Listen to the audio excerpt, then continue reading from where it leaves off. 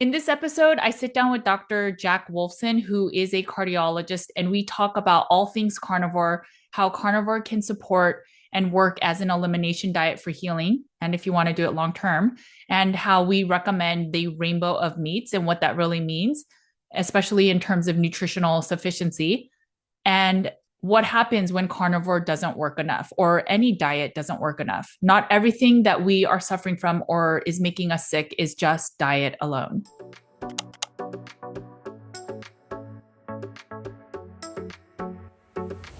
Hey guys, my name is Judy Cho and I'm board certified in holistic nutrition. And I have a private functional medicine practice where we have worked with over 2,000 carnivore patients, get closer to root cause healing. And we often start with the Carnivore Cures all meat elimination diet. Today is my episode where I went on Dr. Jack Wolfson's podcast. He also joined mine and talked about the importance of diet, sleep, wellness, community, and mold illness. And I will link to that in the show notes.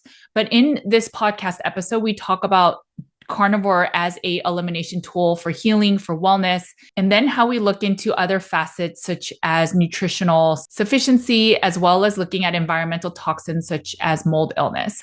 We talk a lot about my story too, and just how the importance of gut healing is when it comes to overall healing, so that you can live the life that you're meant to. Let's get right into the interview. Hello, everyone. Dr. Jack Wolfson, cardiologist, for another episode of the Healthy Heart Show. And super excited to interview Judy Cho. And Judy is a board certified holistic practitioner in nutrition.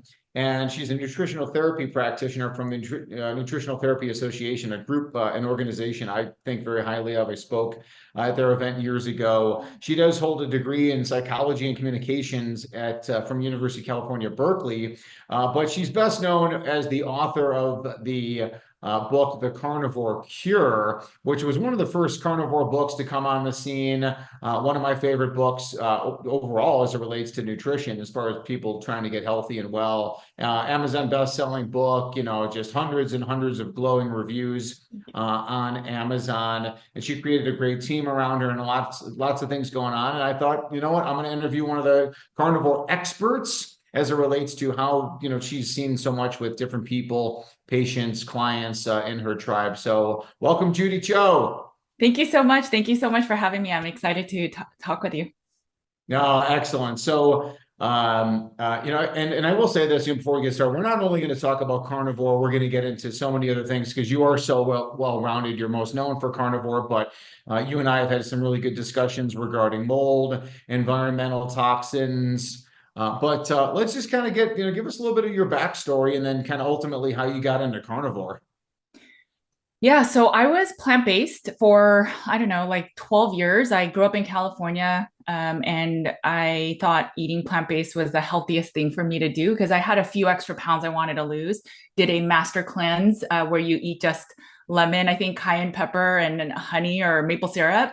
And then from there, I read his book and I think he was plant-based. So then I thought, oh, I'll be plant-based. And Berkeley is so conducive to being plant-based friendly. And so I ate that way for 12 years. I started struggling with mental illness and an eating disorder. Never once did I attribute it to the way I was eating. I was somehow able to manage that lifestyle for, again, about 12 years. And then I had my first son and things kind of came crashing down. So I didn't do the eat well, live well, sleep well, as you mentioned. And so I wasn't sleeping enough. I was being such a type A mom and wanting to make sure that my son got enough breast milk. So I would pump around the clock. So that affected me too. And then I had to get on antibiotics or they told me that I needed to because I had mastitis. And so I got on. Within a few days of getting on that, something happened. I had like a break where I just lost my memory for a little bit. My husband didn't know what to do with me. So they put me into a mental hospital. It was New Year's Eve and so on and so forth. And in the hospital, they never figured out what happened to me. They just said, I think she suffers from postpartum depression and she has an eating disorder. So we think she should go into an eating disorder facility. So that's where I went. Eventually, my memory came back. They put me on antidepressants, antipsychotics.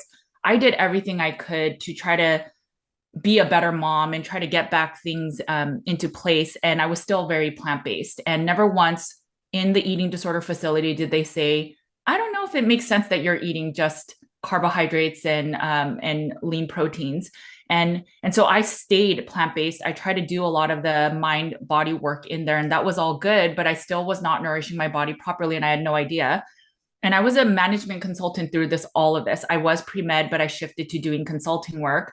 And I had to go on disability because I lost my memory and I lost a lot of like my cognitive abilities during that time.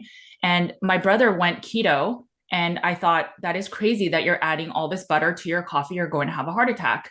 And as I did my research while I was again on leave from work, I realized that I was the one that was wrong. So I started a keto diet that was plant based. And it helped me a little bit, but I would still always go back to my behaviors of ending up binging and purging. And I thought, I guess I'm just broken. The psychiatrist in the eating disorder facility said, it sounds like you've had low mood for your whole life. And so what's so wrong with if somebody's hurt and they take Advil or Tylenol, that's something we consider normal. So for you with a low functioning mood brain, what's so wrong if you took antidepressants your whole life? And so I bought into it and I took it, but it didn't work. And so then they put me on antipsychotics and all of these other things. And when I started the keto diet, I slowly started weaning myself off because it wasn't working fully, for one. And I would still fall. And eventually, I had a friend that said, there's this crazy thing called a carnivore diet. And I thought it was crazy because, again, I wasn't eating meat for 12 years. And I think it was in a moment of true desperation where I was in the bathroom and I just sort of didn't want to live anymore. And I just thought, you know what? There are these miracle stories with carnivore. Maybe I'll just try that because I don't know how to fix myself. And so I tried it. I was going to just do it for a few weeks to a month, and it changed my life. So the physical side of my hunger, the hunger cues where I couldn't control, but I needed to go and binge, went away. But the mental side, the side where I was still coping with food, using it as an escape, that still remained. And I needed to do a lot of work on that and internal work. But the physical healing of, oh my gosh, my body just needed nutrition, and proper nutrition changed my life. And I wanted to understand why. I went back to nutritional therapy school. I went back to school to learn more, to understand nutrition, the way the body works, how the biochem side of all the body works.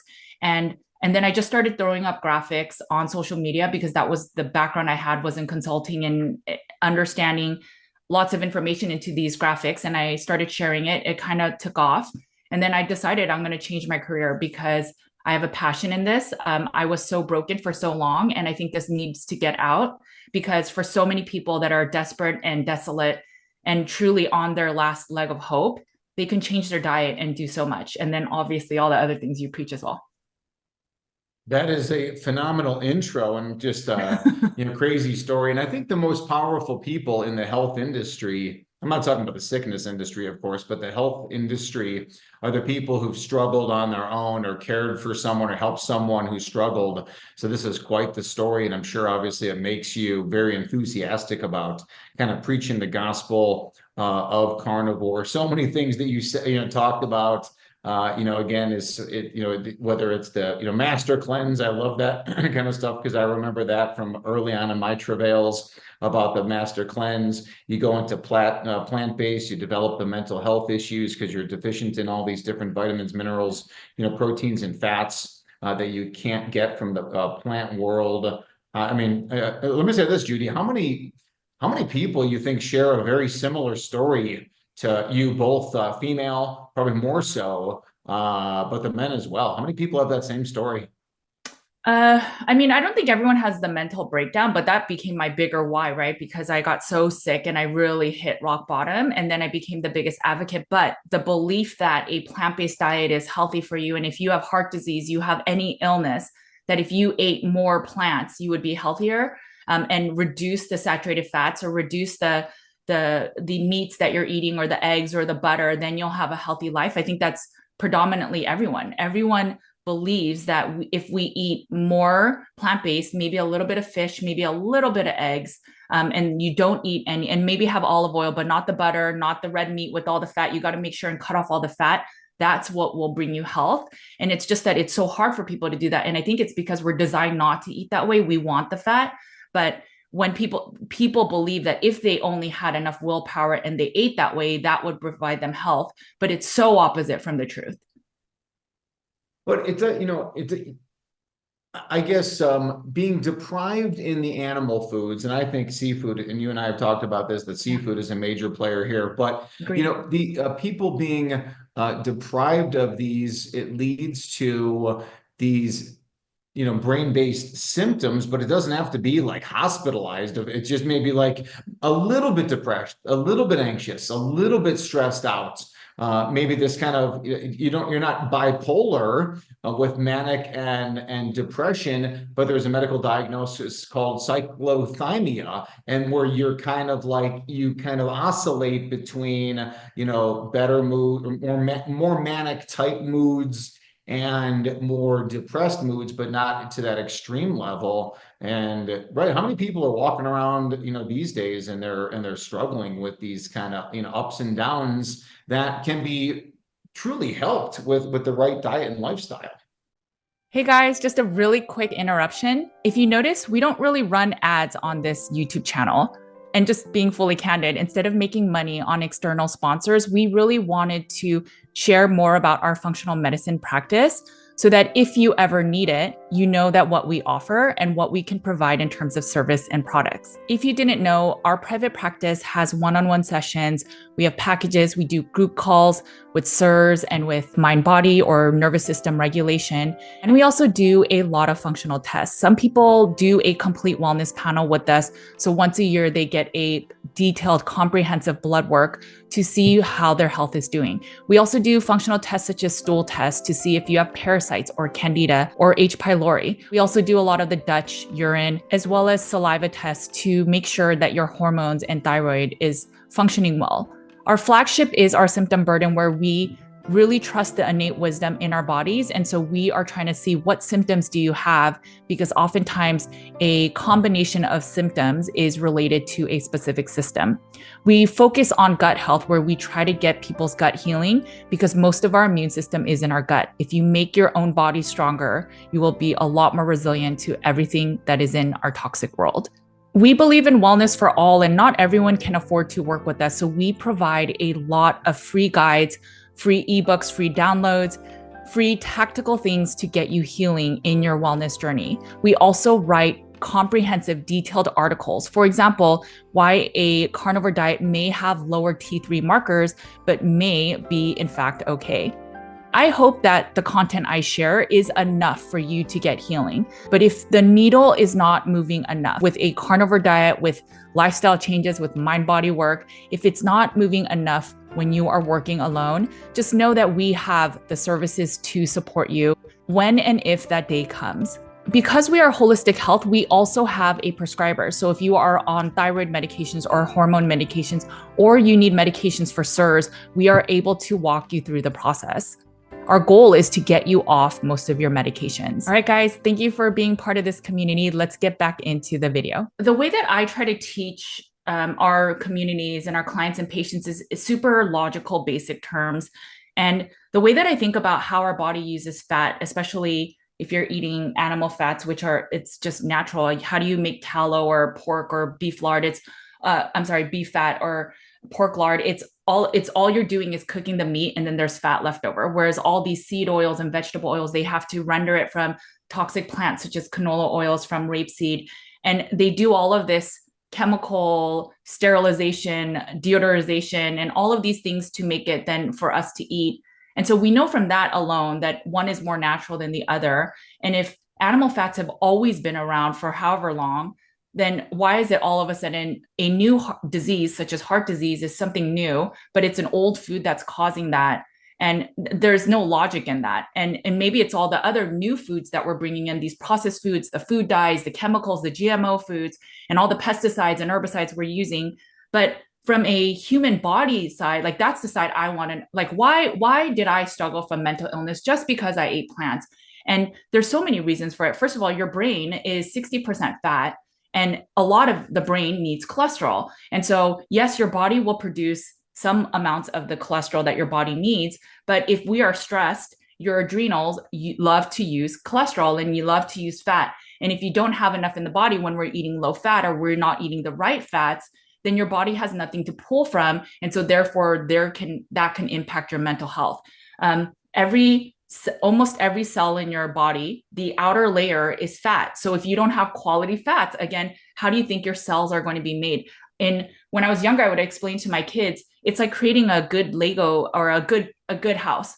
If you don't have the good raw materials, then your house will be only as strong as the raw materials made. And if we know that almost every cell in our body requires quality fats, what is it doing when we're eating low fat or we're eating fats that are made from these toxic rapeseed plants and then turned into soybean oil or canola oil? And then lastly, I think where my mental illness struggle really came is a lot of our hormones are made from fat. So the cholesterol is used to produce all the sex hormones, all of the glucocorticoid hormones, and then our mineral balancing hormones. So if you don't eat enough fat or taking care of your body or you're highly stressed, all of those become compromised. I wonder how many of the women and men that are struggling with infertility, with low testosterone, all of those require cholesterol and saturated fats. And when we don't eat sufficiently, and when we're also stressed, which taps into that fat that we maybe produce inside our bodies, what does that do for our health? And I think these are a lot of the conversations that are not discussed when it's so important. And that's why these things are so important. And there's so many studies now where they'll show low cholesterol affects mood, low cholesterol affects mental health. People with low cholesterol, actually, if you're older and if you're a woman, you have a higher chance of dying than if you had higher levels of cholesterol. So why isn't this in the public space of, the media sharing that actually you need cholesterol? And so when we take statins or we take drugs that are reducing cholesterol, is it taking it from the part of your brain or is it taking it from other parts of your body? These are the concerns that we don't talk about or think about enough. And so I'm not surprised that I was struggling so much with mental illness. Yeah, I think, as as far as, why does the media and pretty much everybody else and the doctors and stuff like that, they're all, professing still, lower fat, type of eating, right? It's all just big ag, big pharma trying to get, trying to keep us sick and trying to keep us buying their, crappy products that really started, in the 1970s, and on to get us to our situation. You mentioned that you were, you had your baby and stuff like that. And you were plant-based. Maybe go into that a little bit more as far as, what are the dangers of being plant-based or being vegan while you're, trying to get pregnant, breastfeeding, and then any differences in any of the older children maybe that were not kind of grown, if you will, in a vegan vessel. Yeah, so one thing that you could think of is there's a lot of folate deficiency, and if you're deficient with folate, it can totally affect your pregnancy. Again, we talked about a lot of that fat. The baby requires so much nutrition in order to grow properly, and your body is very smart. If it feels that your vessel as a body is not healthy enough, it'll never let you get pregnant because it's always thinking, I need to let you survive another day. And if you're not healthy enough, I will never let you get pregnant. And so when somebody is not, it's the skin, the hair, the ability to get pregnant, having your menses monthly. Those are the signs that if someone is healthy enough or fertile enough. And it's really, how do we fuel our body? It's all about the nutrition. There are nutritional deficiencies in plant-based diets. Obviously, the fat can be low. I know people could say, well, we can eat olive oil. Oftentimes, olive oils can be cut with other seed oil, so we just don't know for sure. But additionally to that, it's when you eat just or mostly plants and in its raw form. So if you're having big bowl salads, oftentimes it's a wreck on your gut. And most people have poor gut function. And it is in the gut that it's not just what you're eating. So yes, spinach has technically some level of iron, but it doesn't have the usable form of iron that we need in our bodies. So when I was plant-based, I should have known that as a clue. With my first child, I was eating a pound of spinach every single day. They didn't have Beyond Burgers back then. And so I was eating mostly plant-based salads and I was eating a pound of spinach a day. And especially being pregnant, I thought, okay, that will take care of my iron needs. And lo and behold, my OBGYN said, Judy, you are anemic and you need to take iron pills. And I did think, well, that's weird. I eat salad, but I didn't think anything beyond that because I didn't know much about nutrition. And so I said, okay. And I ended up taking an iron supplement for the rest of my pregnancy. That amount of salad or that amount of spinach should have been more than enough for my daily value of iron, but it wasn't. And it's because, again, if the nutrition in plant-based foods have to often be converted into the version that we can use. And also, if our gut function isn't good, then it won't even do that breakdown process. And also, there are certain genes that you need. So certain genetics where, for example, with vitamin A, you can have beta carotene, but if you are missing a certain genetic, then you can't really do that conversion to make it the usable form of vitamin A from beta carotene. So all of that beta carotene that you think is vitamin A that will support your eye health and all the other wonders of vitamin A is actually not even being as broken down and assimilated. Whereas you can have some eggs or have some butter or have some beef liver, and you could get the usable form of vitamin A even with poor gut function, and you can get the nutrients that you need. So when you think about when you're making a baby, not only do you need proper nutrition for yourself, now you need it to grow this wonderful, magnificent baby inside you. And if you don't have proper nutrition, you're starting with such a shaky start. And so it'll be one thing to get pregnant, but beyond that, if you don't have the nutrition, I mean, there's so many risks with nutritional deficiencies with then babies having a lot of issues moving forward. And do you notice any differences though in your children as you Yeah. kind of maybe, again, had more children and, again, coming from more of a meat-based or meat focused? Yeah, so I would say, so I had two children. Unfortunately, both of them were mostly plant-based diets in the pregnancy, so I'll never be able to know for certain. My first child, because I got on the class C drugs of the psychiatric drugs, I had to stop nursing when he was 6 months. So he got on formula. And then I thought the right thing to do was to fly in German formula for the toddler formulas, not knowing, again, even if it's organic and all the higher quality, it still had the seed oils and Seed a lot of the oils. sugars in it. And so my older son tends to put on weight a little bit more. And I'll never know, is it because for 2.5 years of your very early life, did I make you a little bit more insulin resistant? And then my younger child, right when he was born is when I turned keto. And for him, he was meat based from like the day that he could even start eating finger foods. And he is on the leaner side. Now, I would say that the biggest difference I saw was, so I did have to stop nursing. I don't know if I would have been able to continue nursing, but with my second child, he nursed until he turned age 5. So I don't Yeah, know if it was that meat-based diet I had, but I was able to nurse. Granted, the last few years was just one time a night, sure. but the fact that I could nurse for that long, I think it was truly because of my diet. Kudos to you. 5 years is It's a lot. superhuman, and I live with a superhuman as well who does that, and that's of course just natural. We have backyard goats, and the goat babies are 6 months of age, and they still nurse Okay. off their mother. And typically, goats are taken away from the mother at like 2 months, and everybody's like, "Oh, no big deal." But it was a big deal, to us. And again, our goats still nurse, and we get a little bit of milk for ourselves, but. Definitely very interesting. When we say carnivore, what is for you personally? What do you do on a percentage basis? What because it's correct me if I'm wrong. The actual definition of carnivore is at least 70% animal based. I think if you look it up in the dictionary, Wikipedia or something like that, it's 70%. Even lions and tigers and animals in the wild, they're even dogs and coyotes, like they're going to eat some plants. Tell us where you're at and how you recommend it to people in that range of like 70 to 100%. Break it down.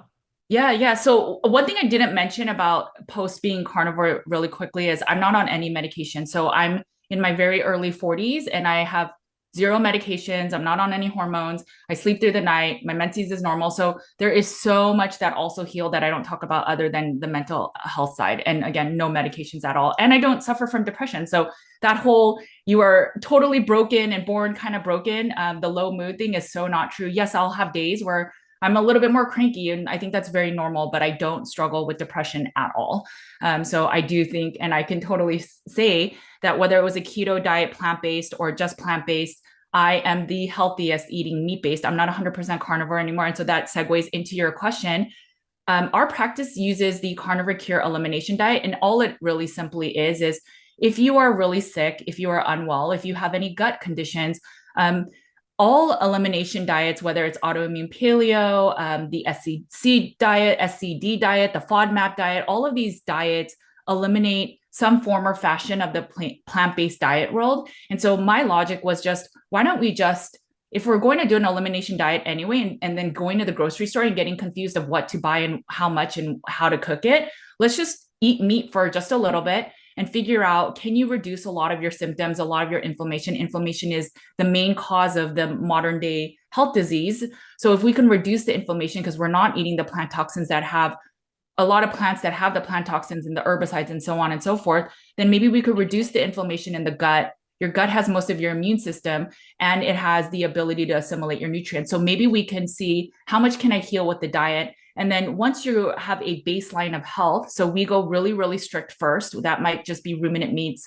So lamb, cow, and foods like that. And then if you find healing and you're sort of ready to bring in other foods, then we'll bring in the chicken, the pork, the salmon, and all of that. And then beyond that, it's really just, where can you add back plants that you still feel good enough?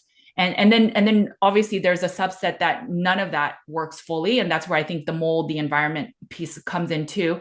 But by our definition in the carnivore community, there's really strict people that say carnivore is nothing that's from the plant world. So even coffee is out, which I think if you leave in a little bit and that allows you to stay consistent for most of your diet, then I'm not as much of a stickler. If that is affecting your adrenals, maybe, but I don't know if that is the answer for everybody. And so we tailor our carnivore to the person. If somebody cannot stick to 80% meat only, then how am I going to force that on them? Because every day they'll struggle. Then they'll go on the shame bus and then never figure out how to eat properly, because they're all thinking either I'm in or I'm going to binge. And so we always meet the person where they are. But for our definition of carnivore, it's just anything that's part of the animal kingdom, whether it's air, land, or sea. Got it. And why do you think a lot of the carnivore, experts, if you will, or the carnivore gurus, I feel they don't give seafood enough play. And sometimes in the cases, Sean Baker, I'm always watching videos that show up in my Instagram feed, and Sean Baker, and he's like just having a steak. And I mean, he's not even like eating the organs necessarily. I never see him eat seafood. So why are these kind of gurus, why aren't they mentioning seafood? I don't. So I couldn't give you my perspective. I'm not exactly sure the why. I think I'm the only, no, I won't say the only, but of some of these older carnivores, I would say, I guess I'm the only nutritionist. And so maybe that's why, like, I've dug into the actual nutrition and then the benefits of omega-3s and reduction of inflammation. We see it with one of our supplements that we sell as a third-party vendor, but we see people's inflammation go down and pain go down by taking like an omega-3 supplement. So I know for sure in our practice, we see the benefits of it. When you're eating a ribeye steak that's juicy and it's so tasty, to think of then I'm going to eat salmon doesn't sound as tasty. So I think that's a big thing of, there's this narrative in the carnivore space where it's like, eat what you enjoy. And I agree to that to an extent. But once you've been on it for a while, you just want to take a safer stance. And again, this might be because I'm a nutritionist, but I believe you should eat a variety of meats, right? So it's not just the cow. It's not just a certain meat. It's eating a variety, because all meats have different levels of nutrition. Yes, all of them have a good amount of B vitamins, but like you said, salmon has a lot of omega-3s. It has all of the fat soluble vitamins. It has a lot more of the minerals. Oysters are so rich in minerals. And so I know this as a nutritionist, and for me, as I'm trying to use food as medicine to heal, that's why we recommend those things. I don't know if the other carnivore influencers are looking at it to that fine of a detail. It might just be, hey, meat works for me. I've reduced inflammation. I feel better. So this is how I'm going to eat. If it's not broken, why fix it? And so maybe that's why they're sharing their N=1s to everyone else. I think we are the only full-time practice where we work one-on-one with carnivore patients and clients, at least that are I guess, a carnivore advocate from a while ago. So maybe that too. I mean, we see people that need a little bit of iodine. And so maybe eating sardines is a benefit. And sardines, again, have that omega-3s. I also think like Paul Saladino, for example, he's not a big fan of fish because he says that the sea is toxic of all the waste. But it's interesting because we all use salt, but sea salt is also from the sea, right? So it's like, okay, so you discern the salt, but not the, I mean, you discern the fish, but you don't discern the salt. There's a lot of that. And I just think it's easier to sell, like eat a fat ribeye, but maybe not the fish. But we, in our practice, we highly recommend the fish. Yeah, excellent, excellent. Yeah, wonderful, wonderful stuff. I mean, there's so much, value in that information. I think so many people could benefit. I mean, and you and I talked about this as far as, being 100% carnivore, meat-based, including the seafood, the eggs. I think that again, we're hunter-gatherers. We hunt and we gather, and there's some combination thereof, and that's what's great about what you guys are doing as far as individually tuning that into people. And obviously, that's what we do in my company as well. Where does raw dairy fit into or let's say dairy in general and raw dairy? Where does that fit into this whole thing? Yeah, so we do a lot of personalized medicine just because, I mean, when you're chronically ill, you cannot broad brush an answer. Raw milk, it depends on the person. So if you're insulin resistant, which actually a lot of our clientele is, raw milk is probably not the best thing because it'll upshoot your blood sugar. But for my children, because for my oldest child, for example, I put him on raw milk from the day he was, I think, age 2, and he drank it for 8 years straight in the morning. And so raw goat's milk was his go-to in the morning. And then my second son, after he was like 4, he started drinking a little bit too. But for them, because they're not insulin resistant, it's okay to have that raw goat's milk or raw dairy and be able to eat it. But for some people, it really depends. So if they have an autoimmune, maybe dairy is inflammatory for them. And sometimes even the raw dairy, it might be that they can try the cultured dairy, which removes some of the immune cells, but over more and more, it just really depends. And then if you have blood sugar dysregulation, or if you're type 2 diabetic, I see people that will drink half a gallon of raw dairy or raw milk, and they will consistently still have blood sugar dysregulation. And so we will try to get them off, but it really depends. Yeah, I think one thing is you mentioned that about the kids, and you mentioned it like the kids in the morning. I just find it is like fairly easy, right? You know that it's so nutrient dense, Right. and it takes no effort for us as adults to get raw milk. We do have the goats, as I mentioned, so we do get the goat's milk, and we do also get raw cow's milk, and it does make life a little bit easier. We do some homemade, chocolate milk and hot chocolates, with raw honey, and the raw cacao and the raw milk. Sometimes I'll throw in some raw organ powder in there. I'll try and sneak that in, cover that up with the raw honey. Our little girls don't mind it at all. Our older boys, sometimes they get a little suspicious when it has a liver taste, and they're wondering where that came from. No, that's So that's smart. awesome stuff. And again, like Carnivore Cure, fantastic book. You go through so much there, really walk people through, and I think so many people are getting benefit. Let's just circle back real quick, because you and I have talked a lot about mold and all these environmental toxins. You mentioned the concern about toxins in the sea. I think these toxins, they're everywhere. They're all over Right. planet Earth. It's not a matter of is the Earth, getting warmer or cooler. It's just a matter of it's definitely polluted. We know that. We've tested our products, like our wild salmon roe, and there's no microplastics in there. Same thing with our product, which is encapsulated sardines. So we're not seeing it there. So Oh, some of okay. those concerns and claims, I think, are way overblown, and the benefits of seafood outweigh any risks. But let's talk about environmental toxins, and then maybe just jump into a conversation about mold as well. Yeah, let me touch on that. I was talking to a doctor recently, and he said to me, every decision we make has a risk, and every decision has a reward. So I've heard all the comments about the fish, and even that they're a higher proof account. And so therefore, if you have more polyunsaturated fatty acids, it can oxidize more. But in our clinical practice, and that's the beauty of having a practice, is we see the benefits of inflammation reducing by eating more fish. And some people cannot tolerate fish because they have histamines. So when they eat the capsulated versions, we see a reduction. And the biggest thing is that they see a reduction of pain, which I'm assuming is coming from the inflammation. So I do think that we have to always have concerted efforts in trying to do what's better in a net weight of what's more of a reward than a risk. And you're right, everything is polluted at this point, whether it's organic plants, whether it's grass finished meats. there's always a chance you're getting some toxins that you aren't aware of, even if you're doing your best and trying to pay top dollar.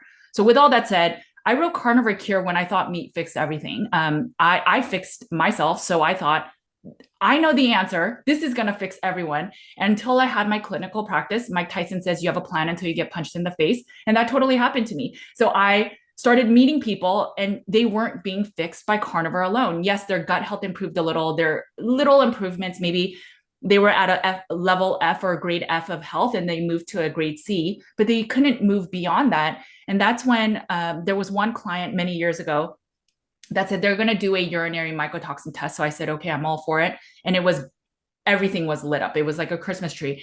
And that's when I started looking into mold. And what I found over the years is as I work with people that are not fully getting better with the diet. So it's not like you said, it's not that you're leaving in a cucumber. It's not that there's seeds. And sure, some people will react to a cucumber. There's actually a recall on cucumber right now because of salmonella, but I just thought that was so funny that came out right after our interview. But beyond that, there's something else that's causing your body to be so inflamed that it's not just the diet. So if you've gone down to the strictest elimination diet and that's not moving the needle to full health, that there's something else that we need to search for with root cause. And what we found in our practice is that there's oftentimes it's the environment. We know that we can catch viral infections with the air we breathe, and in schools that's why kids get so sick. But if our environment, if our homes, our buildings, are the stuff we use to build our homes, and then if there's water damage, these things are really toxic. And what we have found is there is a big, big subset that if you are carnivore, you've tried the elimination diet and you're not moving the needle enough for health. Like you don't have the magical stories that everyone else has online, the magical story that I had. You might be suffering from something that's beyond the diet. It's not maybe I should remove coffee. Maybe I should remove cucumbers. At that point, it might be, maybe I'm suffering from something that my immune system cannot fight off.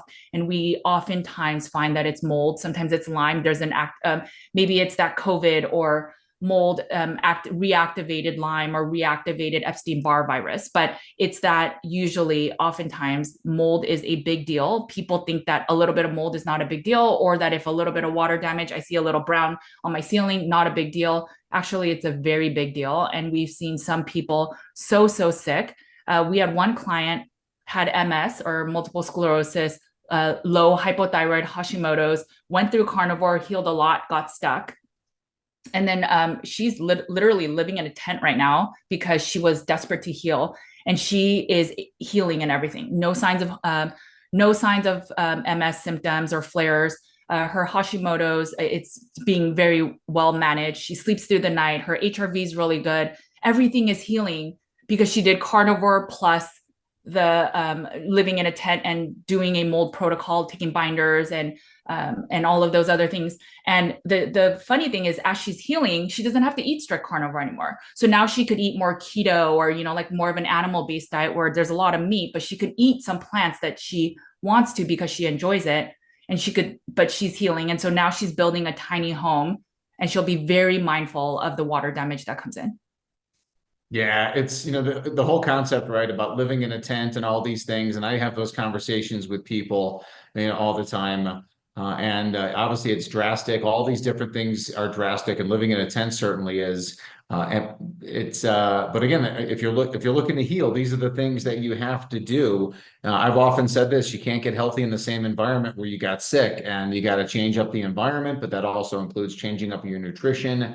And I think carnivore is a great way to get people certainly on the road to recovery. But then as you look at all the other factors, and maybe that's the progression in a lot of cases, like, okay, let's do a drastic change in your diet to get you feeling somewhat better, while you can start working on these other factors. Right. No, you cannot heal. Some people can heal with diet alone, but if you've had chronic illness, and some of the clues are you were always a sick kid. You've always had something that you were out of school for. Maybe it was an ear infection, or maybe you always had stomach issues or pain, or you had low energy compared to other kids.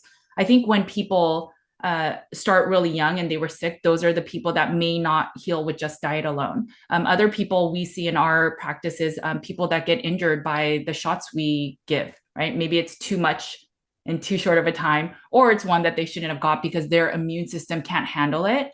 And those are the ones that are immunocompromised. And then we have so many people in our practice, it doesn't matter which shot it was, but it's ever since this, my health is bad. Or ever since I had I got food poisoning in a different country. Now they have some viral infection or bacterial infection where they're not the same again. And so our goal is to reduce that inflammation. And whether it's mold illness or a food poisoning or whatever other bacterial or viral infection or parasite, it's not the diet alone that will fix that. How would you describe your two books? Because you have a new book that was released in 2024, which is the beginner's guide, to carnivore. How would you describe the difference between the two books and kind of who are they geared towards? Yeah, so Carnivore Cure is very in-depth of the why. So it's the argument towards why a carnivore diet is so important, the elimination diet, some of the truths about our diet, our recommendations. We talk about like the nuances about vitamin C. It talks about so much more. It's a lot more comprehensive. There is a part about the lifestyle factors of sleep, fasting, and so on and so forth, and hormones. And then the beginner's guide was, a lot of people are like, just tell me the how. Like, how do I do this diet? And it's just, that's too much information. I don't want it. For the chronically ill, I think that people gear more towards the Carnivore Cure book because there's all these like little pro tips and little nuances. For somebody that just wants to start this diet because maybe they have weight to lose or they're just not feeling their best, and it's not because I'm aging, but it's actually because something's imbalanced. Your body will always tell you something's wrong. The beginner's book still gives you a little bit of the argument and the case for carnivore, and then it tells you how to do the elimination diet. It gives you sort of the basics but giving you still a comprehensive understanding. And because I learned more about mold in that beginner's book, it does mention mold. So it will say, if you've given yourself an honest, earnest try about carnivore and you're not healing enough, you may want to look into environmental toxins. Yes, yeah, and you do on your website, Nutrition with Judy, you got a wonderful post because that's in one question often comes up about people that are close to 100% on carnivore, where they getting their vitamin C from. But I think, as you point out in that blog post, that it really is that when you're eating the right way and living the right way, you don't really need as much vitamin C. Vitamin C is very important when you're unhealthy. Right. So that's all great information there. Yeah, vitamin C. So one of the vitamin C receptors competes with the glucose receptors. I think in the 40s, or maybe it was the 60s, the dosage for vitamin C for men was 45, I think it's milligrams. And then it doubled within 20 years. It became 90 milligrams. So the question is, what happened in just 20 years that the shift became 100% different? And so one factor that I'm assuming is that a glucose receptor and a vitamin C receptor compete with each other. And is it that we're eating too much sugar, which is blocking your vitamin C to get absorbed? So instead of saying, let's reduce the sugar, let's just increase the vitamin C. And that logic doesn't make sense. I know the concern is scurvy is a big deal, but that story of the sailors, all of them ate the same food, only half of them got scurvy. So what happened there? I think there's a lot more nuance, as you say. When we get sick, we'll take a little bit of vitamin C. I do not think it's a bad thing to supplement a little bit of vitamin C to support your immune system when you're unwell. But if you're not unwell, why do you need that vitamin C? I mean, there's enough data now on carnivores that aren't getting scurvy. And if people are getting scurvy, I wonder if there's a bigger root cause. Yeah, for sure. Yeah, great points. And we check people's intracellular levels of vitamin C, and we find when people are eating appropriately, their vitamin C levels, look pretty good. And if their vitamin C levels are low, why is that being overly utilized as an antioxidant? It may not be a consumption deficiency per se. It's just all this oxidative stress that's being generated from all the environmental toxins. Totally agree. Exactly. And we do cellular tests too. Another argument that they always bring up to us is fiber. And we've seen on the map with stool tests, it's all over the map, the acetate, propionate, and butyrate, whether you're carnivore or not. Some people have it high, some people have it low, some people have it within range. I think the data is too new, but I'm a fan of probiotics. So I think of herbs, so plants, as medicine. So there's certain things that we can pull from the root or the stem. I mean, when you have Lyme disease, a lot of times you're using herbals and tinctures to support that, to help support your immune system, basically, to get rid of these toxins in you. So I just think that it's not that all plants are bad. I think that like I'm not dogmatic that way. I know that herbals, we've used it forever to get better, and there are certain medicinal factors, and it's just figuring out what ones work for you. And when you're eating a mostly plant-based diet or a heavy plant-based diet, we may just have to change things up for a bit to see what will bring further healing. Excellent. Well, this has been great information. Nutrition with Judy. Judy Cho is our guest. And again, this has been wonderful. Great, again, insight into you personally. I appreciate you sharing all those stories. And nutritionwithjudy.com is your best website. How else can people keep in touch with you? We're on all the social media platforms. I have my own podcast, is Nutrition with Judy. And yes, it's very meat-based focus, but we talk about all things. So lately, we've been on a kick about mold. We've been on a kick about Lyme, MCAS, mind-body work. We just opened a mind-body program because another factor we see is when you're chronically ill, your mindset of the world becomes super negative. And so when you focus on the negative in the world, you're going to wake up with this cortisol response, which is already causing your body to be in a destructive state. And our goal is to get you more in a calm state so you can reduce your inflammation and you can be in a rest and digest state. So our practice is always focused on root cause healing. And so Nutrition with Judy, the podcast, and all social media platforms. That is absolutely fantastic. So Judy Cho, thank you so much. I'm Dr. Jack Wolfson, cardiologist, and this was a phenomenal episode of the Healthy Heart Show. We will see you next time. Thank you so much for having me. Okay, guys, I hope you enjoyed this interview and it gives you more levers to use and consider when you're not getting to full healing. Carnivore is a powerful tool and I will always be a fan of it, but sometimes environment is also a factor. Gut healing or gut health is so important in our wellness as most of our immune function is in our gut. All right, guys, make sure to eat a lot of meat. Take care of your bodies and your homes because it is the only place you have to live. I will talk to you later. Bye, guys.